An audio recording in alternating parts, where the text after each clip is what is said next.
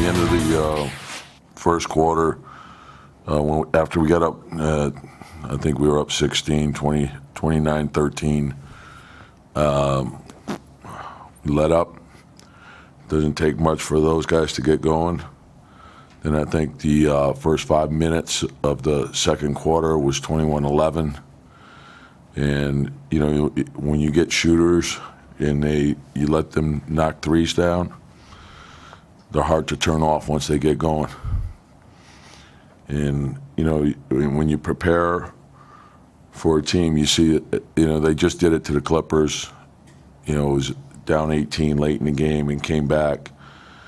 So, you know, it's 2 games in a row where we got out to good starts and then, you know, didn't play with an edge. What in your mind is going to take for the defense to get on the same page? And that's something that you think you can accomplish by the end of this? We got to keep working at it. You know, got to keep working at it. You know, I thought our starters got us off to a good start. Then our bench came in and we had reckless fouls. We had some tough shots.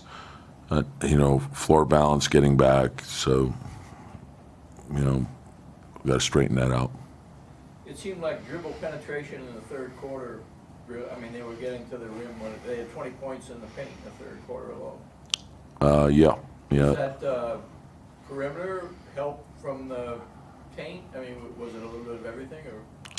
Well, you know, they had the guards. You know, they were playing multiple point guards, and the collapse. I thought that, you know, we started getting stretched out a little bit.